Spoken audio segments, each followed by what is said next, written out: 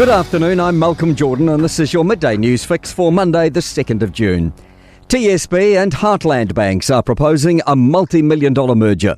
TSB owner Toy Foundation seeking feedback on joining with Heartland Bank to the tune of $620 million. The new TSB Heartland Bank would have a rural focus. Emily Ansell reports. Business Desk reports this is subject to community consultation with Taranaki residents, where the foundation is based, Heartland shareholders and banking regulators.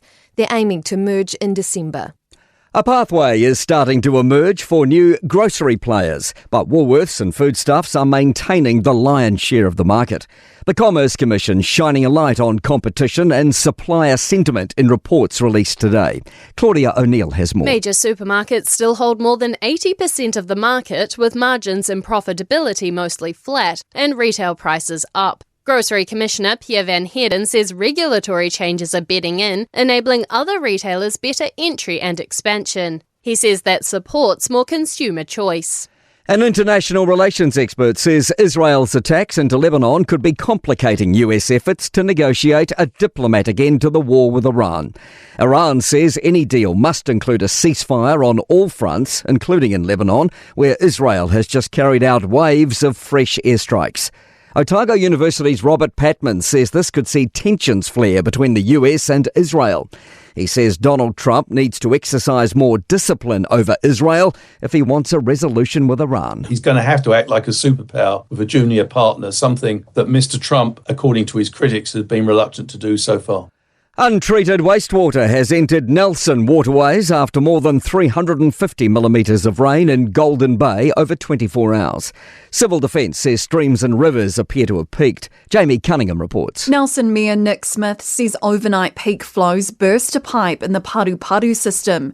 It sent wastewater into Saltwater Creek, the Maitai River and Nelson Haven. He says repairs are expected within 48 hours, but swimming and shellfish gathering in the haven will be unsafe for several days. Amnesty International says it's entirely possible for New Zealand to take on big tech. Several media companies, industry groups and other organisations have signed an amnesty open letter calling for a stronger crackdown on digital platforms like TikTok and Facebook. Tax refund season is underway. Inland Revenue is sending out millions of individual income assessments in the next 2 months. Last year, 3.6 million taxpayers received automatic assessments, 2.3 million with refunds, and almost 337,000 owing more tax. Customer segment leader Rebecca Baker says they expect similar numbers this year. To sport, Aryna Sabalenka has stepped up her chase for a maiden French Tennis Open title with a commanding round of 16 win over Naomi Osaka. Sabalenka won in straight sets. Moana Pacifica midfielder Falatoi Penny has copped a 3-week ban after his red card in the win over the Brumbies in Canberra.